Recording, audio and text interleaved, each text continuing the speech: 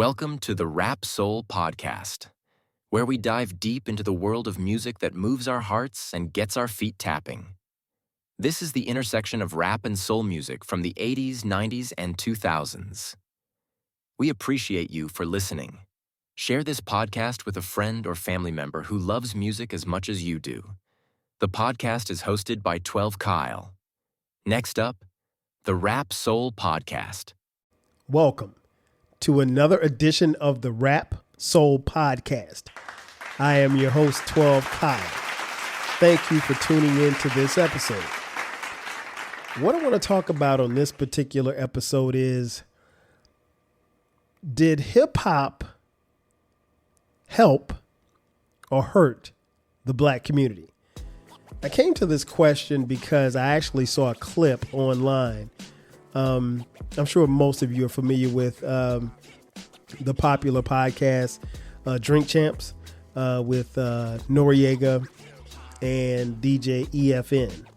On this particular episode that I saw, or at least the clip that I saw, it was Nori, DJ FN, and rap pioneer, hip-hop head, former MTV VJ, radio host, Ed Lover, famously of Yo MTV Raps fame, Ed Lover.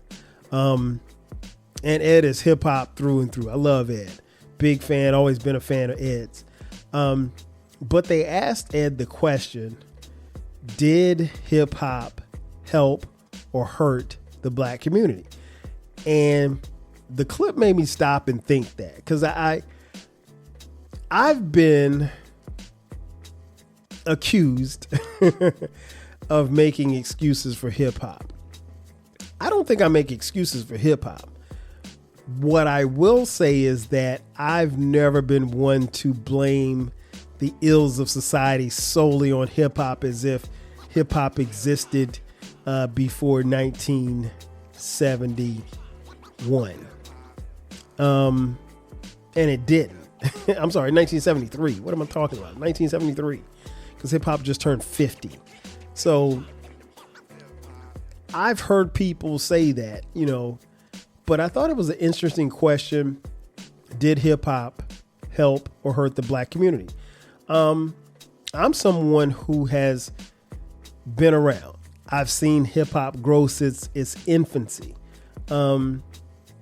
I was there for every era, with the exception of the 70s era. But I mean, I was alive because, truth be told, I'm 9 months older than hip hop.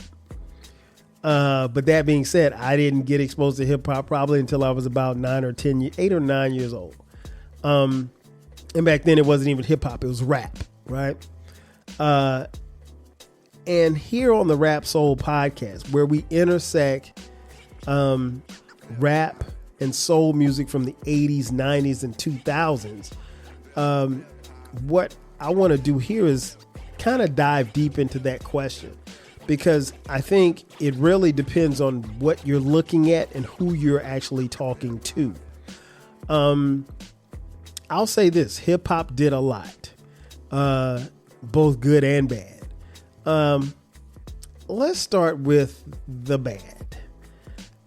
Did it hurt the community, the black community? Well, one of the things that hip hop did was it accentuated some of the violence that has plagued our communities for decades. In a lot of ways, rap and hip hop was a mirror. And there was a point in time where the mirror really truly reflected the violence that was going on in the streets. And so what you heard on wax was what you heard, is what was happening in the streets. Subsequently, I think violence was one thing. When you're in the position to promote violence, that's something totally different. And I will say, and I can't lie, there was a point in time where hip hop did a very poor job of talking about violence because it almost seemed to perpetuate the violence that was happening in the streets. Just to give you some context, like I remember mid 87 is when I first got put on to NWA, and a lot of the things that they were talking about in their music, and this was before Straight Outta Compton. I'm talking about NWA and the Posse. And then subsequently in 88, Eazy-E dropped with his solo album, and then Straight Outta Compton later on in 1988. But a lot of what they talked about was the violence that happened, what was happening in their neighborhoods. And I don't necessarily know that they were promoting it. I think they were really bringing awareness to it. But if you were around in that time, LA was crazy.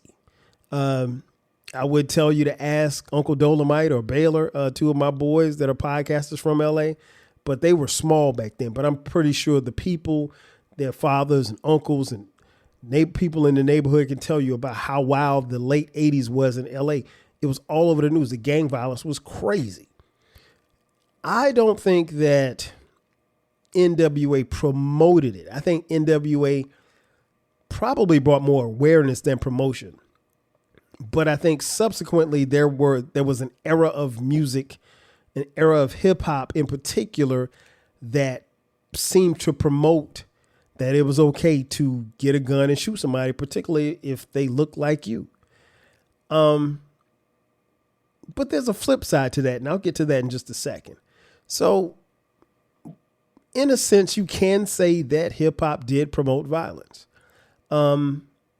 I won't put it all on NWA. I won't put it all on one particular group. I won't even put it on one particular era.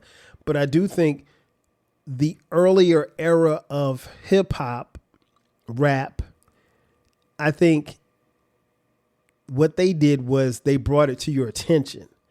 And once they brought it to your attention, there was another level to go to, and they took it to that next level.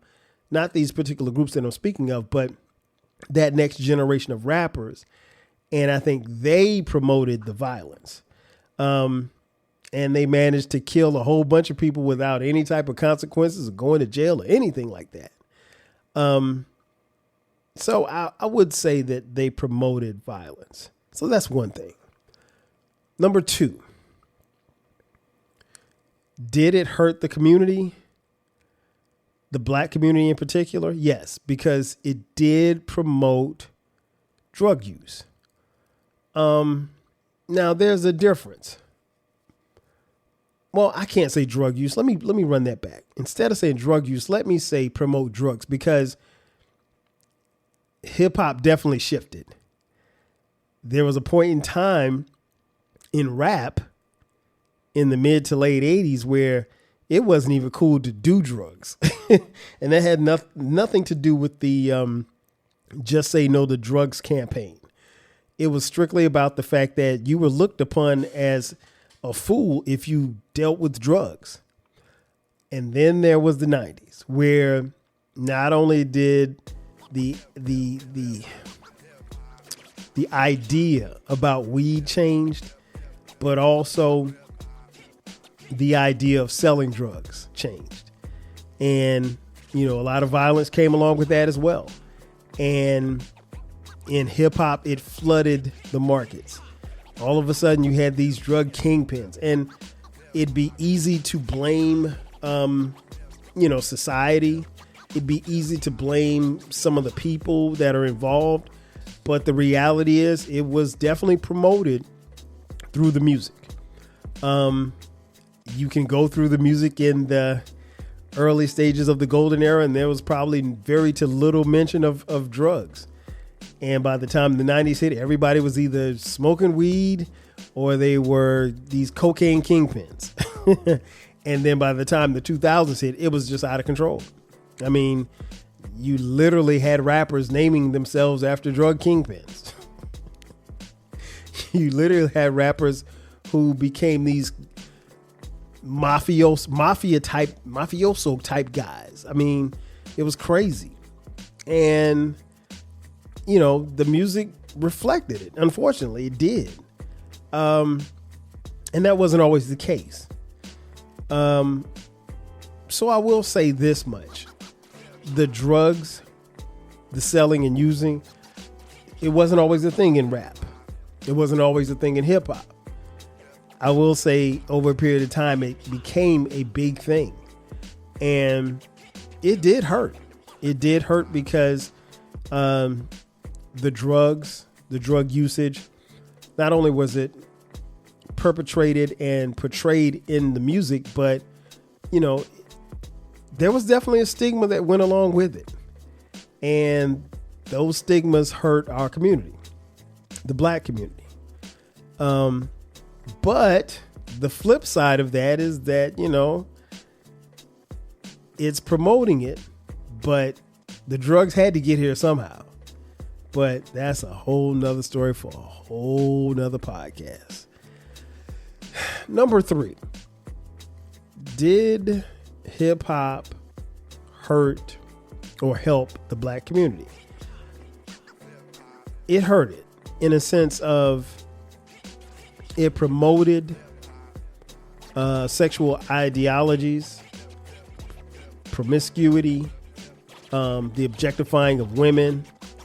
And there was a point in time where rap and hip hop were very homophobic. I mean, the F word got thrown around. And I ain't talking about the F word that's 4 letters. I'm talking about the other F word, the one that people don't say anymore. At least they shouldn't say. Probably should have never said it, but we were saying it back in the 80s and the 90s. Heavily. Yeah. That ain't it. It did promote it. Rap and hip hop did promote very much so, the male dominating sexual ideologies. It was okay to have women. It was okay to have hoes in different area codes. Shout out to Nate Dogg, rest in peace. But the ability to objectify a woman was definitely enhanced by our videos, the videos that we saw. It was no longer about, finding a round-the-way girl. It was about, bitches and hoes. I mean, that's what it was.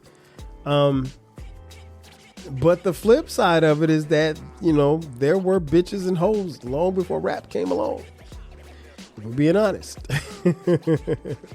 So it's very interesting how rap is portrayed. And again, I'm not here to defend hip hop. I will say this much. Hip hop has very much so done some harm. In some ways, it's done a lot of harm, but it's also done some good as well. And I think it really, like I said at the beginning, it really depends on who you ask, because hip hop is not the reason why the black community looks and feels sometimes the way that it does. But I also think that we in the black community have not done a good job of, also making hip hop be accountable for its sins and ills, just like anything else. But I think we haven't done that for a lot of things. I think hip hop is a small component, a very small component. But again, the question is, did hip hop help or hurt the black community? I just told you how it hurt the black community. We're going to take a quick commercial break, and on the other side, I'll tell you exactly how it helped the black community. Sit tight. We'll be back in just a second. Are you feeling nostalgic for the golden eras of rap and soul music? If so, tune in to the Rap Soul Podcast. We are your weekly journey through the 80s, 90s, and 2000s, spotlighting the music and the hidden gems that shaped the soundtrack of our lives. From the powerful beats to the soulful melodies, we bring you the best of the past with fresh insights and stories. Rediscover the music that defined a generation. Subscribe to the Rap Soul Podcast and enjoy the vibes. If you want a podcast where culture, conversation, and life collide, where you get insightful commentary, engaging discussions, and a fresh perspective on everything, then you need to listen to the 12 Kyle podcast, hosted by the one and only, yours truly, 12 Kyle, a voice that you know and trust. This podcast will bring you thought-provoking moments, compelling stories, and a whole lot of fun. Whether you're a first-time listener or just tuning in, each episode promises to be something new and exciting. So sit back, relax, join 12 Kyle, myself, and my guests as we break down the world around us and give you stories that you've never heard before, from nostalgic throwbacks to everything in between. The 12 Kyle podcast is a front row seat to this conversation. Subscribe now and never miss an episode of the 12 Kyle podcast, where the vibe is always real and the discussion is always worth your time. And just like that, we are back. Thanks again for checking out the Rap Soul podcast. Again, this is the intersection of hip hop from the 80s, hip hop and R&B, as well as rap and soul music from the 80s, 90s, and the 2000s. This is the best music podcast that you've never heard of until right now. And on this episode, like I said, we're talking about, did hip hop help or hurt the black community? Before the break, I told you a couple of things as to how hip hop hurt the black community. Now let's talk about how hip hop has helped the black community. And again, it really depends on who you ask. But one thing that hip hop gave us the ability to do was it allowed us to share our culture worldwide. Rap, in its infancy, until the time that it became a preschooler to a elementary schooler type of kid, it was regional. It was very much so regional. I probably would say that probably not until, even in the late 80s, rap was still, it was regional, but it was catching on in different regions. But it was very much so regional. As far as like when you made a song for your area, for your city, for your town, for your neighborhood. You didn't make it a record saying, hey, I'm going to make sure that this gets played in New York. If you were a rapper from Miami, if you were a rapper from Houston, you didn't care if it got played in LA, because it didn't matter. What mattered was being able to be heard and celebrated in your city, in your neighborhood.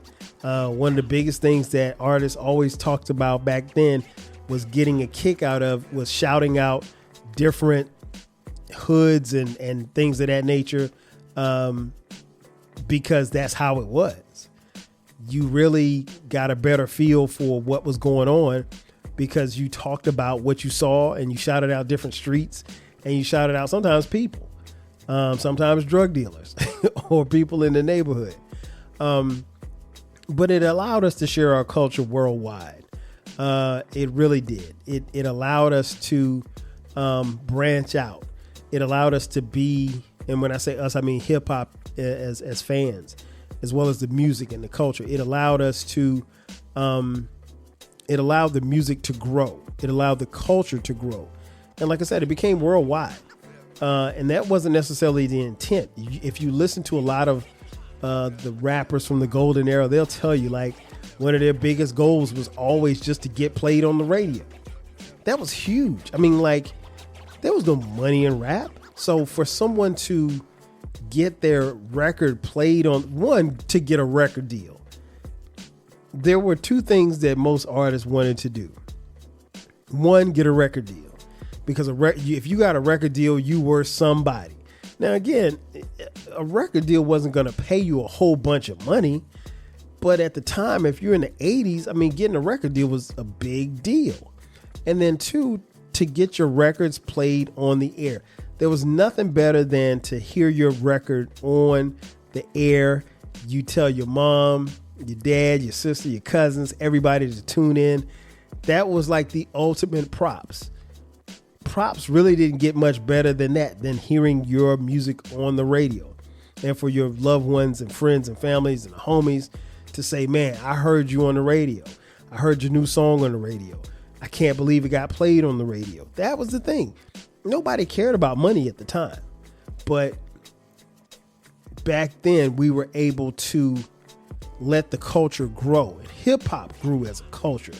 And we were able to share it worldwide. And I think that's one of the things that definitely helped the black community. Another thing that helped as far as hip hop helping the black community was it allowed us to express ourselves. Far too often, the generation that gave birth to hip hop or rap and then subsequently hip hop, they were told to be quiet. If you grew up in a certain era, you were told, especially as a child, that a child was to be seen and not heard. Meaning that when grown folks are talking, you shut your mouth. You don't participate in grown folks' conversation or anything like that. And that was very true. But what rap did was rap elevated that generation of children. And it gave them an outlet to say whatever they wanted to say. Rap, in its infancy, was very rebellious. Before the groups like Public Enemy, as I have on my Don't Believe the Hype t-shirt on, groups like that, they came up knowing that, okay, hey, we can say something and we can push the envelope. We can be different, and it's okay to be different, and it's okay to push the envelope. It's okay to speak out on the injustices that we see on a day-to-day basis. So being able to express that, you don't understand what kind of energy that gives a child who is sitting in his or her bedroom hundreds of miles away.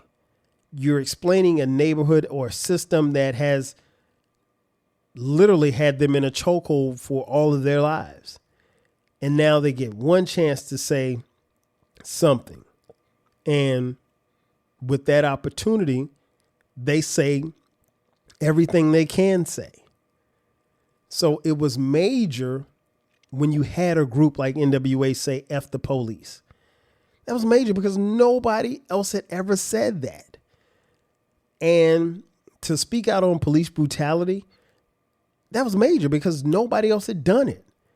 And if you listen to, and I'll use NWA as an example, but if you listen to them as a group, they almost predicted the LA riots. And Straight Outta Compton came out in 88. The LA riots after the Rodney King verdict happened in 92. So they were some years ahead of that. And so being able to express yourself and not be censored. I say it all the time. Uncle Luke, the 2 Live Crew, way ahead of their time. They fought battles for generations that they didn't even know would even exist or at least come to appreciate the battles that they fought for them just to get a sticker put on a record because the music was deemed to be obscene. Yeah.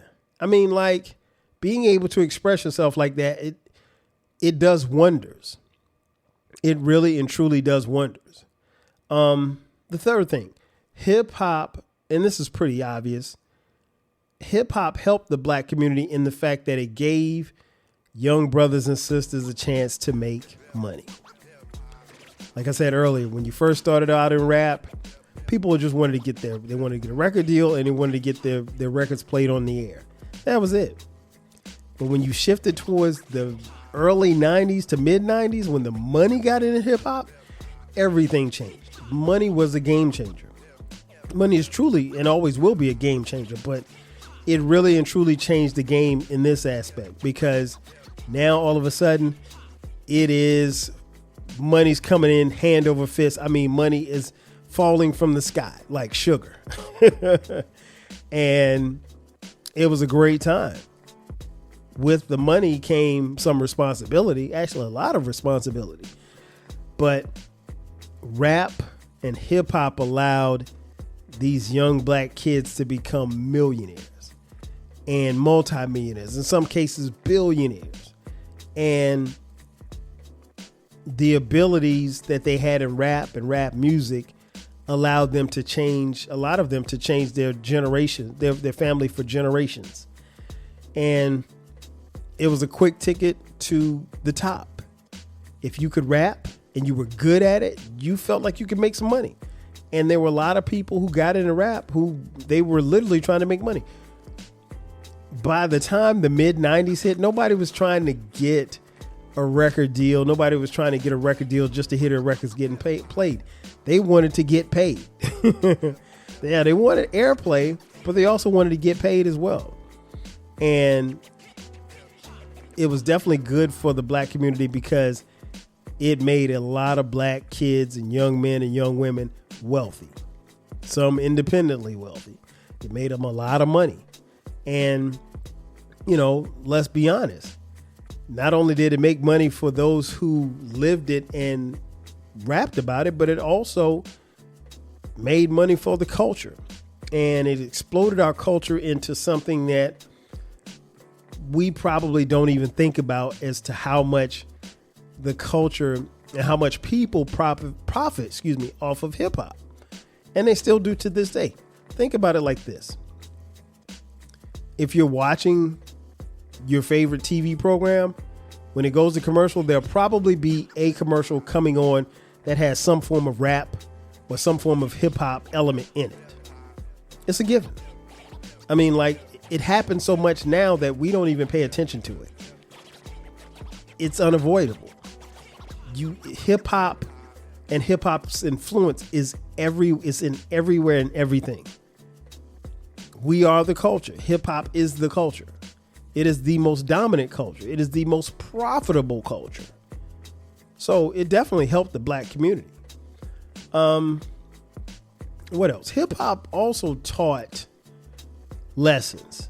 That's another thing where I think it helped the community. It, particularly for a kid like me, it taught me about some of our historical figures that I'd never even heard of.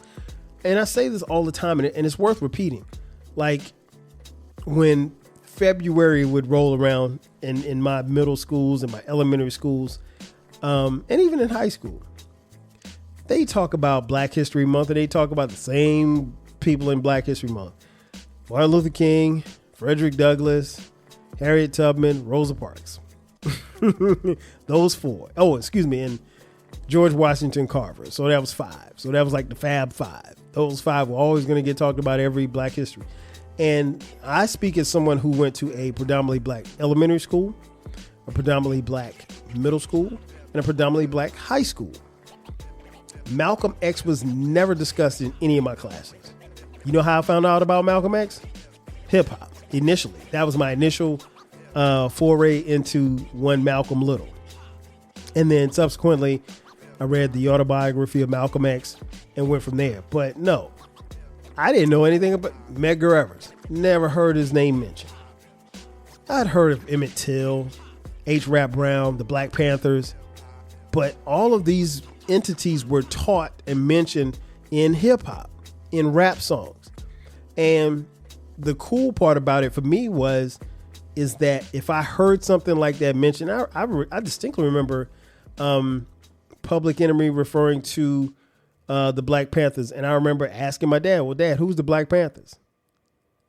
Dad, who is H. Rap Brown? And we had conversations about Malcolm X. And I remember him buying me the book that I would subsequently read. Hip hop taught you about your historic figures. And I think that's important because I don't necessarily know that it happens a lot now. I can't really speak on the today's hip hop because I don't listen to a lot of it. It's just a lot of them don't make music for me, but I'm speaking for a particular era.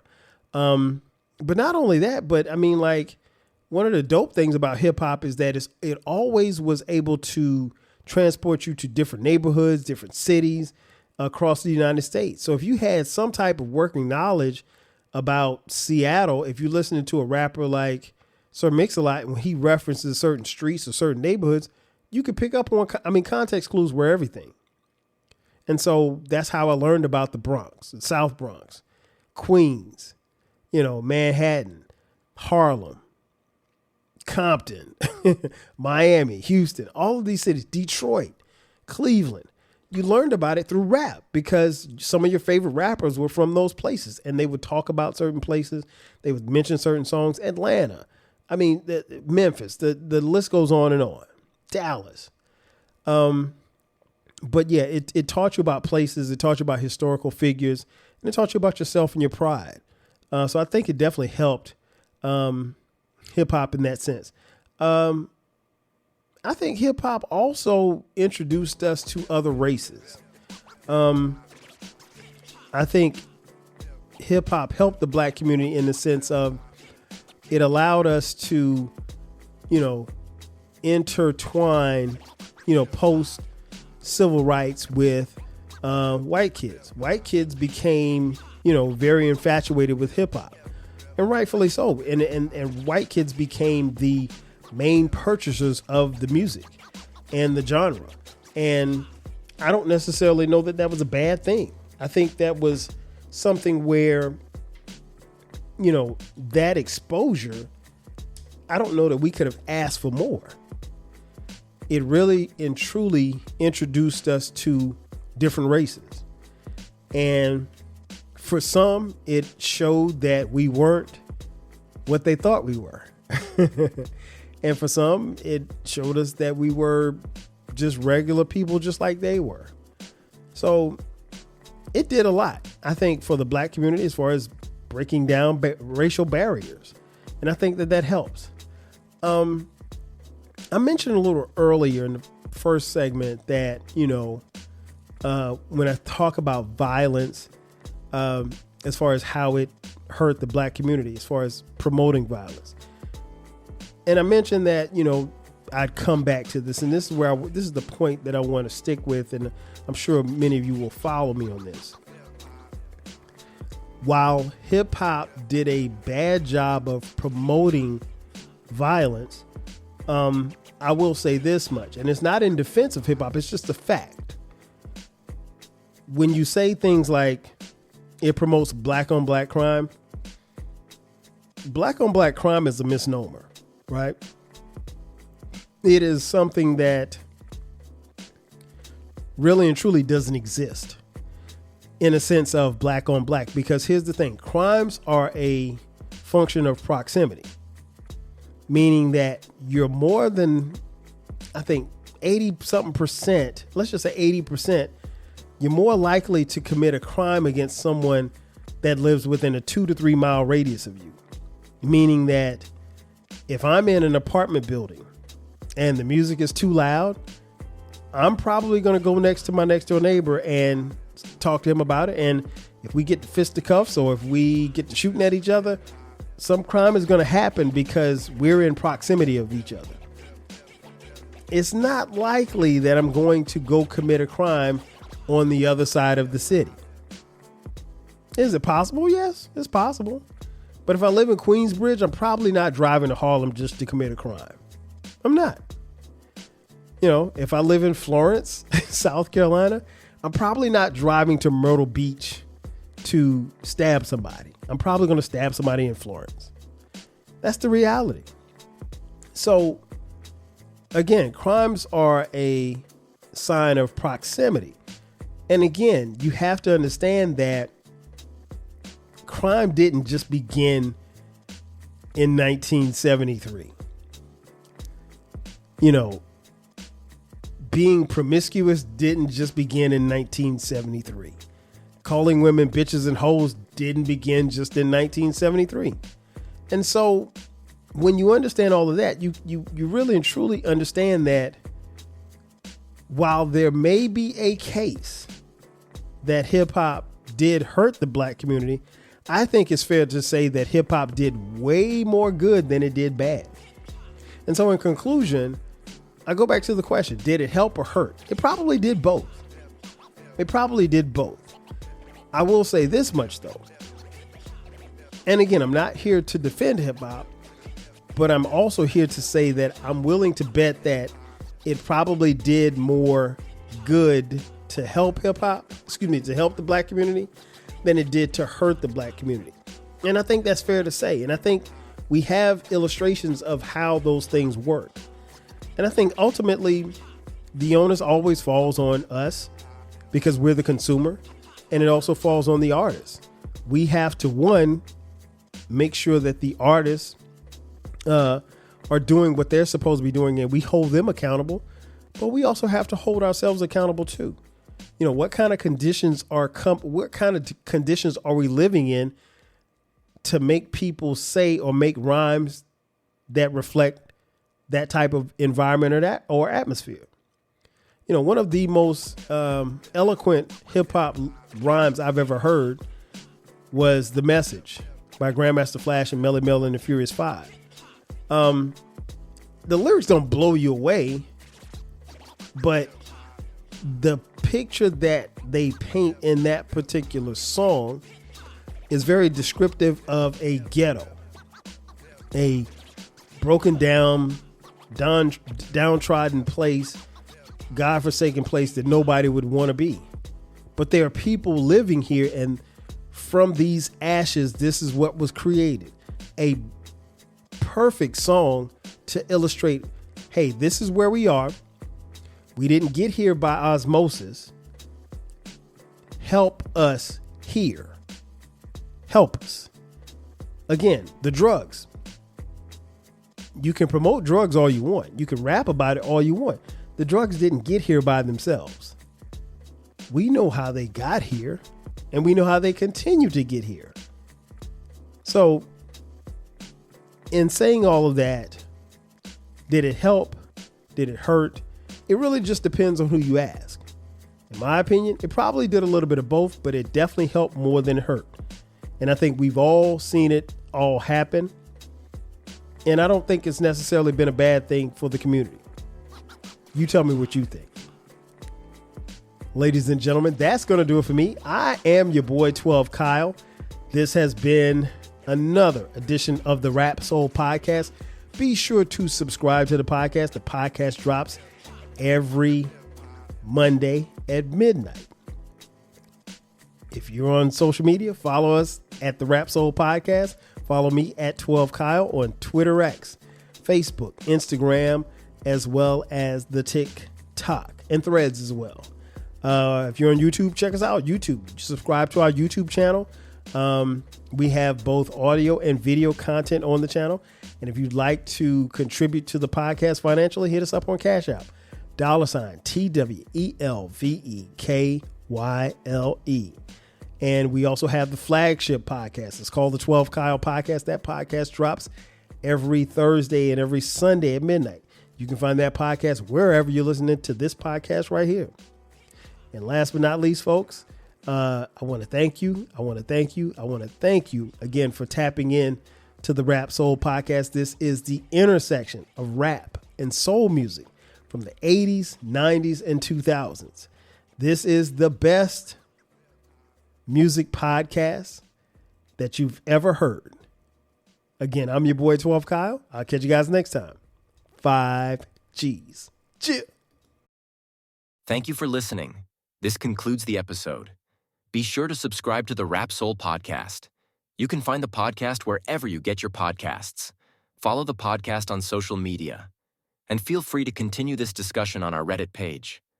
More importantly, share this podcast with a friend or family member who loves music as much as you do. Until next time, 5,000.